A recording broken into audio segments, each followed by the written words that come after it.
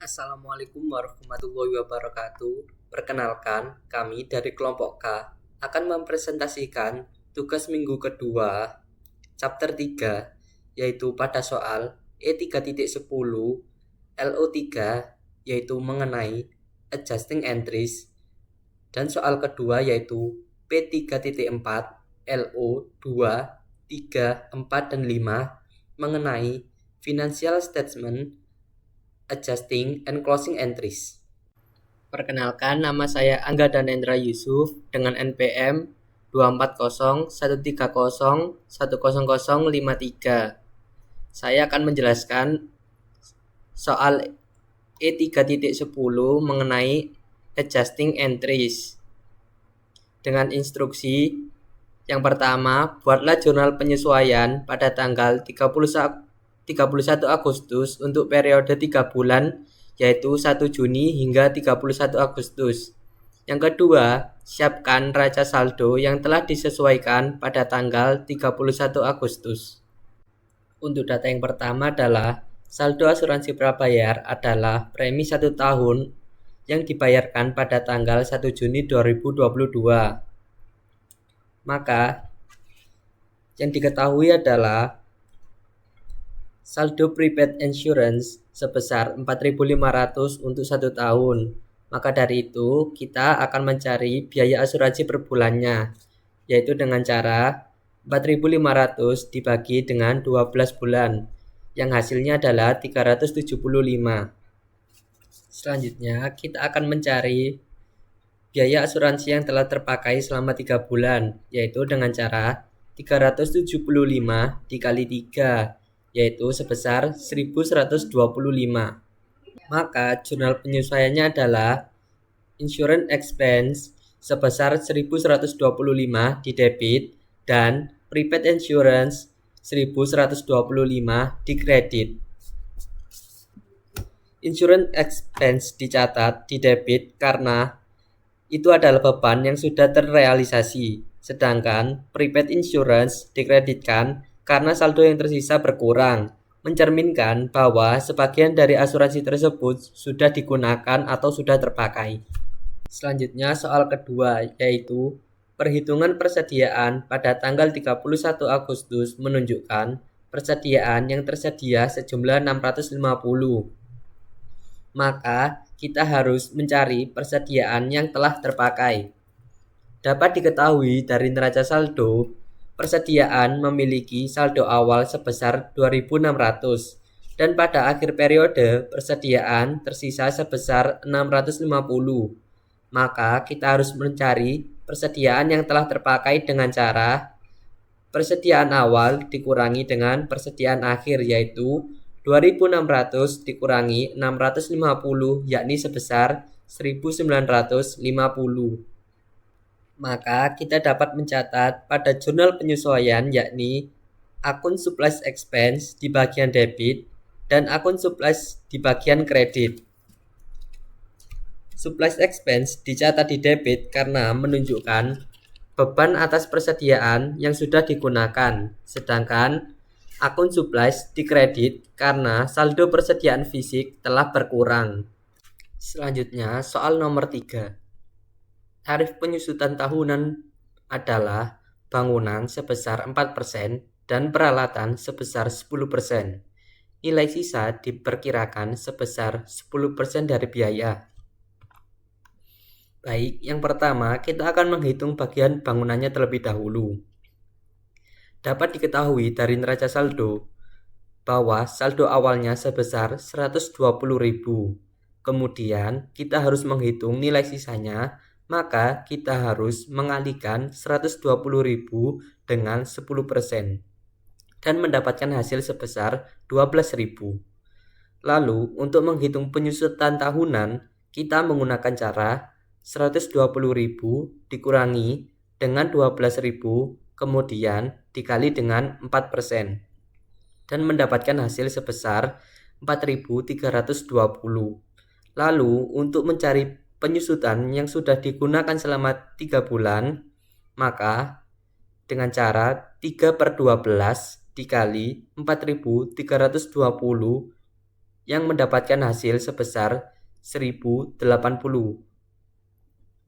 Maka pada jurnal penyesuaiannya, akun depreciation building expense diletakkan pada posisi debit sebesar 1080 dan akun accumulated depreciation of building diletakkan pada akun kredit sebesar 1080.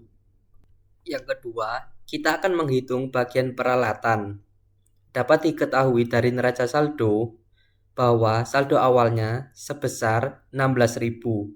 Kemudian kita harus menghitung nilai sisanya, maka kita harus mengalihkan 16.000 dengan 10% dan mendapatkan hasil sebesar 1.600. Lalu untuk menghitung penyusutan tahunan, kita menggunakan cara 16.000 dikurangi 1.600 lalu dikali dengan 10% yang menghasilkan 1.440. Lalu untuk mencari penyusutan yang sudah digunakan selama 3 bulan, maka kita bisa menghitung dengan cara 3/12 dikali 1.440 dan mendapatkan hasil 360. Maka pada jurnal penyesuaian, akun depreciation equipment expense diletakkan pada posisi debit dengan nominal sebesar 360. Lalu, akun accumulated depreciation of equipment diletakkan pada posisi kredit sebesar 360. Selanjutnya, soal nomor 4 yaitu pendapatan sewa yang belum diterima sebesar 3.800 harus diakui sebagai pendapatan sebelum tanggal 31 Agustus. Maka pada jurnal penyesuaian, akun unearned rent revenue diletakkan pada posisi debit sebesar 3.800. Sedangkan akun rent revenue diletakkan pada posisi kredit sebesar 3.800. Alasannya, unearned revenue dicatat sebagai debit karena sebagian telah diakui menjadi pendapatan nyata, sedangkan rent revenue dicatat di kredit karena perusahaan telah mendapatkan hak atas pendapatan tersebut. Selanjutnya, soal nomor 5. Gaji dan upah sebesar 375 belum dibayarkan pada tanggal 31 Agustus. Maka, pada jurnal penyesuaian, akun salaries and wages expense diletakkan pada posisi debit sebesar 375 dan akun salaries and wages payable diletakkan pada posisi kredit sebesar 375. Alasannya, salaries and wages expense didebit untuk mencatat biaya yang sudah terjadi, sedangkan salaries and wages payable dikredit karena perusahaan masih memiliki kewajiban untuk membayar jumlah tersebut di masa depan. Selanjutnya, soal nomor 6. Sewa sebesar 800 jatuh tempo dari penyewa pada tanggal 31 Agustus. Maka, pada jurnal penyesuaian, akun rent receivable diletakkan pada posisi debit sebesar 800, sedangkan akun rent revenue diletakkan pada posisi kredit sebesar 800. Alasannya, rent receivable didebit karena mencerminkan hak perusahaan untuk menerima uang atau dianggap sebagai piutang. Lalu, rent revenue dikredit karena perusahaan tetap mengakui pendapatan tersebut meskipun pembayaran belum diterima. Selanjutnya, soal nomor 7. Nota hipotek bertanggal 1 Januari 2022 dengan suku bunga hipotek adalah 8% per tahun. Maka dari itu, kita perlu menghitung suku bunganya terlebih dahulu, yaitu dengan cara bunga 8% dikali dengan 50.000 yang didapat dari neraca saldo. Maka, beban yang harus dibayar selama 1 tahun adalah 4.000. Namun, pada soal ini kita diminta menghitung hanya 3 bulan saja, yaitu pada tanggal 1 Juni 2022 hingga 31 Agustus 2022. Maka perhitungannya adalah 3/12 dikali dengan 4000 dan hasilnya adalah sebesar 1000. Maka pada jurnal penyesuaiannya adalah akun interest expense diletakkan pada posisi debit sebesar 1000 dan akun interest payable diletakkan pada posisi kredit sebesar 1000. Maka dari transaksi pertama hingga ke-7 di jurnal penyesuaian menunjukkan nominal sebesar 10.490 pada posisi debit dan pada posisi kredit juga sebesar 10.490. Dan berikut adalah neraca saldo sebelum disesuaikan, kemudian ada jurnal penyesuaian dan neraca saldo setelah penyesuaian.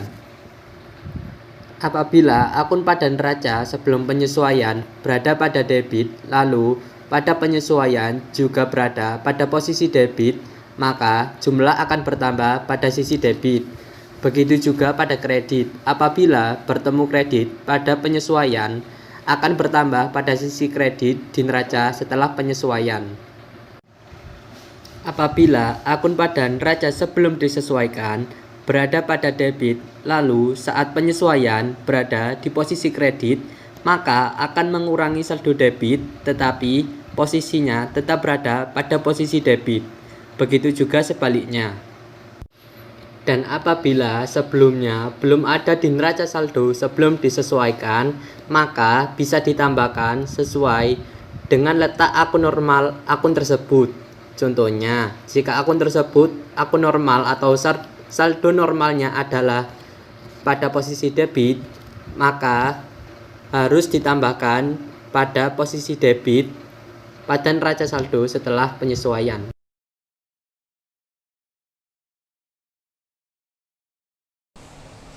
Assalamualaikum warahmatullahi wabarakatuh. Saya Nadia Farita Azahra dengan NPM akhir 385.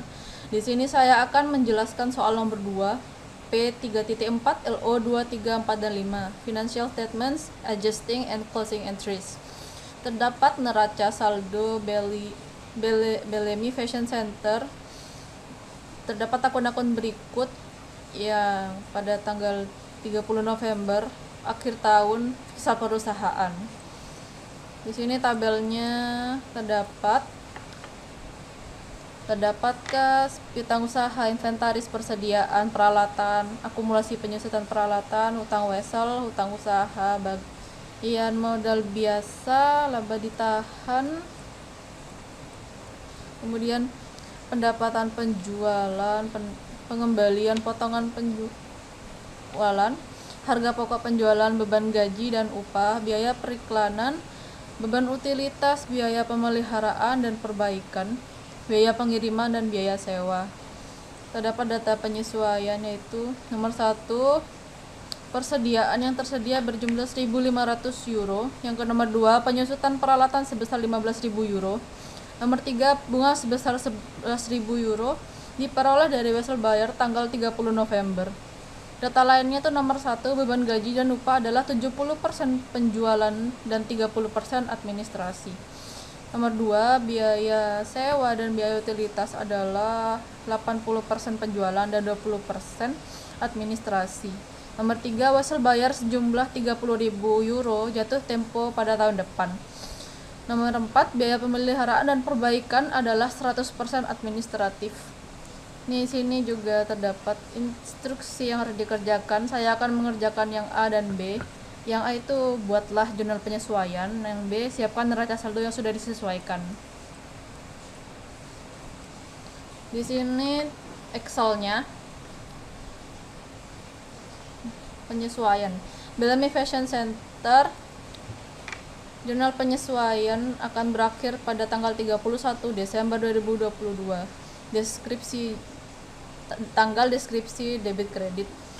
Pada tanggal 31 Desember deskripsinya itu biaya persediaan di debit 4.000 euro dan persediaan 4.000 euro. 4.000 euro dapat dari persediaan aslinya 5.500 dan tadi perintahnya itu ini supplies on hand total 1.500 euro, jadi dikurangi dan hasilnya 4.000 euro. Yang kedua, sama tanggal 31 Desember itu terdapat biaya penyusutan peralatan sebesar 15.000 euro dan akumulasi penyusutan peralatan sebesar 15.000 euro juga. Sama juga tanggal 31 Desember. Yang ketiga, keterangannya beban bunga itu 11.000 euro, hutang bunganya 11.000 euro juga. Jadi kalau ini semua ditambah debit kreditnya akan menghasilkan 30.000 euro dan sudah setara. Beralih ke nomor B, yaitu neraca saldo yang sudah disesuaikan. Bellamy Fashion Center, neraca saldo yang sudah disesuaikan akan berakhir tanggal 31 Desember 2022. Ini sama seperti yang tadi, tapi yang supplies berubah jadi 1.500. Dan ini akumulasi accumulated depreciation-nya juga berubah. Ini 24, ini jadi 39. Sisanya ya sama.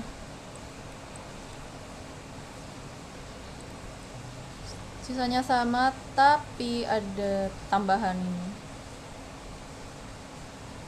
Sama kayak tadi, jadinya kalau di total semua jadi 1.004.700 euro dan harus sesuai. Selanjutnya instruction C sampai E akan dijelaskan oleh dua teman saya yang lain. Itu saja, terima kasih. Baik, setelah neraca saldo disesuaikan, data dari neraca saldo tersebut dapat diambil untuk membuat laporan laba rugi atau income statement. Cara penyusunannya sama seperti menyusun laporan laba rugi pada umumnya. Jadi, pendapatan Bellamy Fashion pada bulan November dikurangi dengan retur dan HPP akan menghasilkan penjualan bersih. Nah, total penjualan bersih ini nanti akan dikurangi dengan beban-beban yang dimiliki oleh Bellamy Fashion. Seperti di sini ada beban penjualan, beban administrasi, dan beban operasional. Semua beban-beban ini akan mengurangi penjualan bersih. Nah, hasil akhirnya akan diketahui laba atau ruginya. Kebetulan pada Bellamy Fashion ini mereka mengalami kerugian sebesar 5.600 karena antara penjualan dan total keseluruhan beban yang dimiliki oleh Bellamy Fashion lebih banyak bebannya. Oke, kemudian kita lanjut ke laporan laba ditahan. Dari neraca saldo disesuaikan, kita tahu bahwa laba ditahan awal adalah 8.000. Karena Bellamy Fashion mengalami kerugian, maka kerugian tadi mengurangi laba ditahan awal. Sehingga total laba ditahan akhir semakin berkurang, yakni tinggal 2.400. Laporan selanjutnya adalah Statement of Financial Position atau yang biasa disebut dengan neraca. Untuk penyusunan neraca ini sama seperti menyusun neraca pada umumnya. Jadi semua aset yang dimiliki oleh Bellamy Fashion, baik itu aset lancar ataupun tidak lancar, semua dijumlah. Begitu juga dengan modal dan utangnya. Jadi modal tambah laba ditahan terus nanti dijumlah. Semua kewajiban Bellamy Fashion juga dijumlah, baik itu utang jangka panjang ataupun utang jangka pendek. Hasil dari aset dan ekuitas ditambah liabilitas harus sama. Nah, dari hasil pencatatan dapat diketahui bahwa aset Bellamy Fashion sebesar 202.900 dan jumlah ekuitas ditambah liabilitasnya sebesar 202.900. Jadi ini udah balance. Selanjutnya adalah bagian D, yaitu menyusun jurnal penutup. Nah, jurnal penutup ini disusun untuk menutup semua nominal account atau akun-akun yang ada di laporan laba rugi. Nah, langkah pertama adalah menutup akun penjualan dengan cara mendebit pendapatan penjualan dan mengkredit ikhtisar laba rugi sebesar pendapatan penjualan perusahaan. Langkah kedua adalah menutup akun beban-beban perusahaan dengan cara mendebit ikhtisar laba rugi atau income summary sebesar jumlah beban perusahaan dan mengkredit beban-beban perusahaan. Nah, yang ketiga adalah menutup akun ikhtisar laba rugi.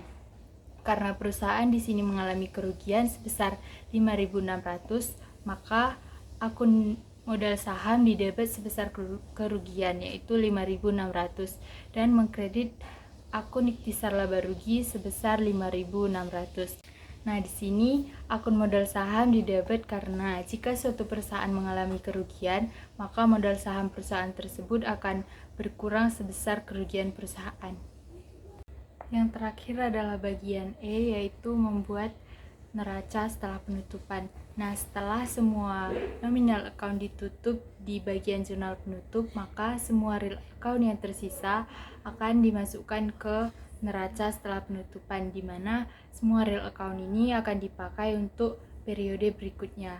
Nah, di sini Bellamy Fashion Center memiliki kas di akhir periode sebesar 28.700, account receivable sebesar 33.700, inventory sebesar 45.000, supply sebesar 1.500, equipment sebesar 133.000, akumulasi penyusutan peralatan sebesar 39.000, notes payable sebesar 51.000, account payable sebesar 48.500, modal saham sebesar 90.000, saldo ditahan sebesar 2.400, dan terakhir adalah hutang bunga sebesar 11.000.